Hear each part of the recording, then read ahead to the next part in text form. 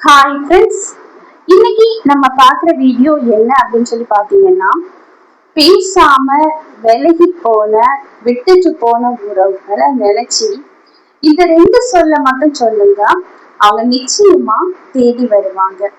இது உங்க வாழ்க்கைக்கு பயனுள்ளதா இருக்கும் அப்படின்னு சொல்லி நினைக்கிறேன். அதனால லாஸ்ட் வர ஸ்கிப் பண்ணாம பாருங்க. இப்ப நம்ம வீடியோக்குள்ள போகலாமா? பாருங்க, பேசாம விட்டு விலகி போகக்கூடிய உறவு. இந்த உறவு உங்ககிட்ட ரொம்ப அன்பா அக்கறையா நடந்த உறவா தான் இருக்கும். ஆனா இன்னைக்கு பாருங்க, பேசாம நீ எனக்கு தேவையில்லை அப்படின்னு சொல்லி விட்டு விலகி போயிருக்கலாம். இப்படி அவங்க போன உடனே நீங்க அவங்கள நினைச்சு அழுதுட்டே இருக்கீங்களா? எந்த ஒரு வேலையும் செய்யறதுக்கு மனம் இல்லை, எங்க பார்த்தாலும் அவங்களுடைய ஞாபகமாவே இருக்கு. இதுல இருந்து நான் எப்படி விலகி வருவேன் அப்படின்னு சொல்லி யோசிக்க தானே செய்யறீங்க.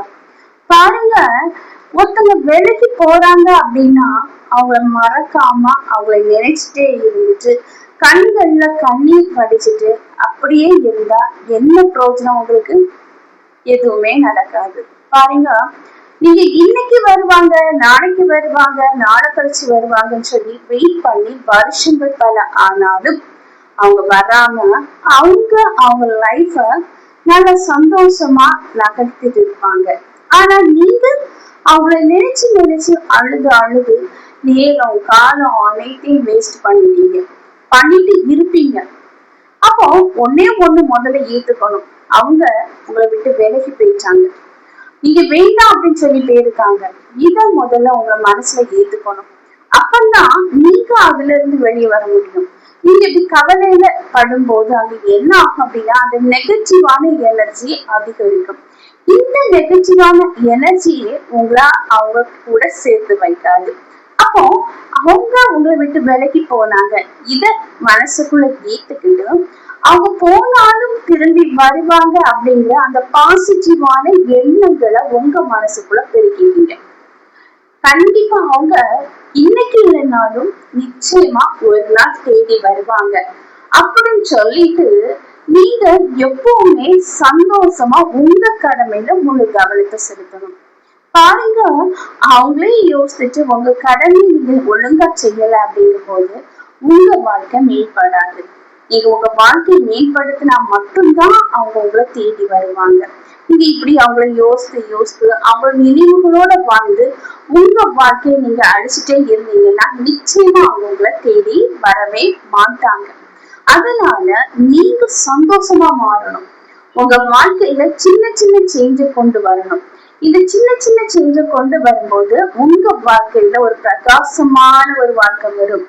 அந்த பிரகாசம், அந்த மேம்பாடு, அதுதான் அவங்க உங்க பக்கத்தை திருப்பி பார்க்க வைக்கும். உங்க மேம்பாடு வாழ்க்கையில மேம்பாடு இல்லாம ஸ்டெப்பா கீழமாற போயிட்டே இருந்தா அவங்க உங்களை திரும்பி பார்க்கவும் மாட்டாங்க, உங்களை தேடி வரவும் மாட்டாங்க. இப்ப உங்க மைண்ட் வாய்ஸ் புரியுது. சரி, வாழ்க்கையை மேம்படுத்தணும்னு சொல்றீங்க, என்னதான் பண்ணட்டும் அப்படின்னு சொல்லி. ஆமாங்க, உங்க வாழ்க்கையை மாற்றக்கூடிய சில செயல்களை நீங்க தெரிஞ்சுக்கிட்டாலே அவங்க உங்களை தேடி வர நீங்களாகவே உங்க வாழ்க்கையை மேம்படுத்தலாம். முதல்ல சின்ன சின்ன சேஞ்ச். அதிகாலையில எழும்புங்க. காலை வேளையில எழும்பி மௌனமா ஒரு 10 minutes உங்க கண்களை மூடி இன்னைக்கு என்னென்ன செயல்கள் செய்யணும் அப்படிங்கிறத ஒரு நிமிஷம் உங்க கண்களை மூடி ஒவ்வொன்றா யோசித்து பாருங்க. திட்டமிடுதல். அந்த திட்டமிடணும். இந்த லைஃப இன்னைக்கு என்னுடைய வாழ்க்கைய இப்படி நான் மூவ் ஆன் பண்ணுவேன், இப்படி நடத்துவேன் அப்படின்னு சொல்லி திட்டமிட தொடங்குங்க. நெக்ஸ்ட் பாயிண்ட், திட்டமிடது மட்டும் இல்லைங்க, அதை செயல்படுத்தணும். அதாவது ஒரு செயலை ஆசைப்படுவோம், என் வாழ்க்கையில நான் கோடீஸ்வரன் ஆகணும், இல்லைன்னா என் வாழ்க்கையில நான் நல்லா படிக்கணும், இல்லைன்னா என் வாழ்க்கையில நல்ல ஜாப்ல நான் போய் உட்காரணும் அப்படின்னு சொல்லி ஆசைப்பட்டா மட்டும் போதாது. நம்ம அதுக்கு திட்டமிட கத்துக்கணும். திட்டமிட்டா மட்டும் போதாது, அதை செயல்படுத்தணும். அது சிலவங்க செயல்படுத்துறதுக்கு இன்னைக்கு வேண்டாம் நாளைக்கு பாத்துக்கலாம் அப்படின்னு சொல்லி தள்ளி போட்டுட்டே போனோம் அப்படின்னா கண்டிப்பா நாட்கள் தான் தள்ளி போகுமே தவிர அங்க எதுவுமே நடக்காது.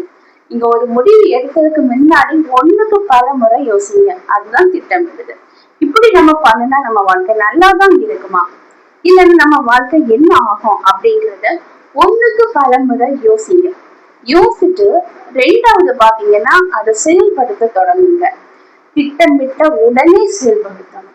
ஏன்னா காலம் பொன் போன்றதுங்க. காலம் போனா திருப்பி வரவே வராது. அதை செயல்படுத்தணும். செயல்படுத்தி இந்த செயல்பாடு முன்னேற்ற பாதையில போகிறதுக்கு என்ன பண்ணணும் அப்படின்னு சொல்லி யோசிக்கணும். யோசிக்கும் போது கண்டிப்பா உங்களுக்கு அதுக்குள்ள ஆன்சர் வரும். ஒருவேளை உங்களுக்கு தெரியல அப்படின்னா உங்களை உற்சாகப்படுத்துவாங்க பாருங்க சில நபர்கள்.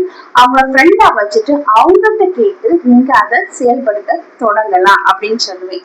அதே போல ஒரு இதை செயல்படுத்துறதுக்கு முன்னாடி அந்த ஸ்கிரீனான முடிவு எடுத்த பிறகு பயம்ன்றது உங்க வாழ்க்கையில் வரவே கூடாது. நிச்சயமா நான் இதுல வின் பண்ணி காமிப்பேன். ஏன்னா நான் முடிவு எடுத்தது நிறைய நேரம் யோசித்து கரெக்டான முடிவுல போயிருக்கேன் அப்படின்னு சொல்லி. சில மனிதர்கள் நெகட்டிவான எண்ணங்கள் கொண்டவங்க இருப்பாங்க பாருங்க. ஒரு தொழில தொடங்கினாலும் சரி, ஒரு கல்வியில ஒரு முன்னேற்றத்துல வரணும்னு சொல்லி ஆசைப்படும் போது அவங்ககிட்ட போய் நம்மளுடைய எண்ணங்களை சொல்லும் போது சொல்லுவாங்க, பாரு இதுல உனக்கு தேவையே இல்லாத விஷயம், ஒன்னாலெல்லாம் இதை பண்ணவே முடியாது, ஓடி நீ எதை பண்ணினாலும் உனக்கு நடக்கவே நடக்காது அப்படின்னு சொல்லக்கூடிய மனிதர்கள் இருந்தாங்க அவங்க லைஃப்ல அப்படின்னா அவங்கள விட்டு கொஞ்சம் விலகி இருக்கிறது ரொம்ப ரொம்ப நல்லது. ஏன்னா நம்ம முன்னேற்ற பாதையில போக விடாம தடுக்கிறதே அவங்களாதான் இருக்கும். எப்ப பாரு ஒன்னால முடியாது, நீ எதுவுமே பண்ணிக்க மாட்டா, நீ அவ்வளவுதான், நீ அப்படிப்பட்ட ஆளே கிடையாது, எதுவுமே உன்னால செய்ய முடியாது அப்படின்னு சொல்லும் போதே நமக்குள்ள ஒரு தாழ்வு மனப்பான்மை வரும். அந்த தாழ்வு மனப்பான்மை நம்மள மறுபடியும் வளர்ச்சியின் பாதையை கொண்டு போடுறதுக்கு ஒரு முட்டுக்கட்டையா தான் இருக்கும். அதனாலதான் சொல்றேன், இப்படி மட்டம் தட்டுகிற பர்சன், உங்களை வளர விடாமல் தடுக்கிற பர்சன் உங்க வாழ்க்கையில இருந்தாங்க அப்படின்னா கண்டிப்பா அவங்கள விட்டு நம்ம விலகி வரதான் பார்க்கணும். அவங்கள விலகி வைக்கதான் பார்க்கணுமே தவிர கூடவே அவங்கள கேரி பண்ணணும், அவங்களை சுமந்துட்டு தெரியணும், அவங்ககிட்ட போய் நம்ம அட்வைஸ் கேட்கணும், நம்மளுடைய எண்ணங்களை சொல்லணும் அப்படின்லாம் சொல்லி யோசிக்கவே யோசிக்காது. அதே போல ஒரு விஷயங்கள் நமக்கு தொடங்கணும்னு சொல்லி ஆசைப்படுவோம், அது நமக்கு பிடிச்சிருக்கும். ஆனா அடுத்தவங்களுக்கு பிடிக்கணும், அடுத்தவங்க நம்மள பாராட்டணும், அடுத்தவங்க நம்மள மதிக்கணும், இந்த எண்ணங்களை விட்டுருங்க. ஏன்னா இதெல்லாம் இருந்தா வளர்ச்சி பாதையில கொண்டு போக முடியாதுங்க. அடுத்தவங்களுக்காக நீங்க வாழ்ந்து உங்க கண்ட்ரோல்ல அடுத்தவங்க கிட்ட கொடுக்கும் போது கண்டிப்பா நீங்களா இருக்க மாட்டீங்க. அடுத்தவங்களுக்கு பிடிக்கிற மாதிரி வாழணும்னா நிச்சயமா நடிச்சுதான் வாழணும். இந்த உலகத்துல உண்மையா வாழவே முடியாது. அப்ப இப்படி யோசிக்கிறா, உண்மையா வாழ்ந்தா மதிக்க மாட்டாங்க, யாருக்குமே நம்மள பிடிக்கல அப்படின்னு சொல்லி. உண்மையா நீங்களா இருங்க. உங்களுக்கு பிடிச்சவங்க உங்களை தேடி வரட்டும், இல்லாதவங்க விலகி போட்டோம் அப்படிங்கிற ஒரு முடிவுக்கு வாங்க. இப்படி நீங்க உங்களுக்கு பிடிச்சது மாதிரி உங்க தொழில் வளர்ச்சியில நீங்க முன்னேறணும் அப்படின்னு சொல்லி அந்த பாசிட்டிவான எண்ணங்களோட நீங்க செயல்படும் போது கண்டிப்பா உங்க வாழ்க்கை வளர்ச்சி அடையும். அப்போ உங்ககிட்ட நீங்க வேண்டாம் அப்படின்னு சொல்லிட்டு போனவங்க உங்களை யோசிக்க தொடங்குது. உங்க வளர்ச்சி மட்டும் தாங்க.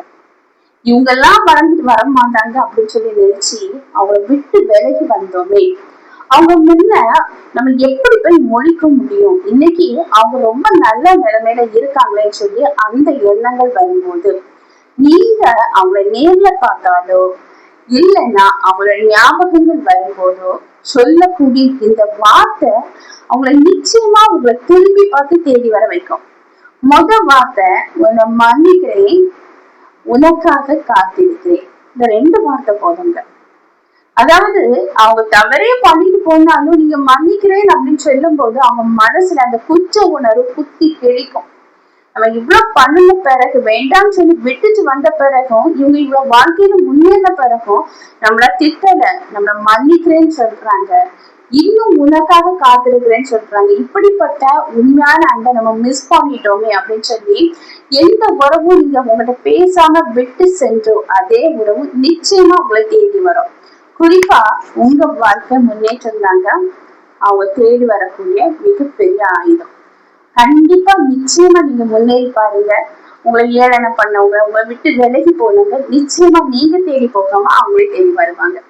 ஓகே ஃப்ரெண்ட்ஸ், இந்த வீடியோ உங்களுக்கு பயனுள்ளதா இருக்கும் அப்படின்னு சொல்லி நினைக்கிறேன். நான் உங்களை நெக்ஸ்ட் வீடியோல மீட் பண்றேன். அதுவரை தேங்க்ஸ் யூ. இந்த வீடியோ பிடிச்சிருந்தா லைக் பண்ணுங்க, ஷேர் பண்ணுங்க, சப்ஸ்கிரைப் பண்ணுங்க. பக்கத்துல இருக்கிற ஆல்ங்கிற பட்டனையும் கிளிக் பண்ணிக்கோங்க. அப்பதான் நான் போடக்கூடிய வீடியோ உங்களுக்கு உடனுக்குடன் அப்லோட் ஆகும். நான் உங்களை நெக்ஸ்ட் வீடியோல மீட் பண்றேன். அதுவரை தேங்க்ஸ் யூ.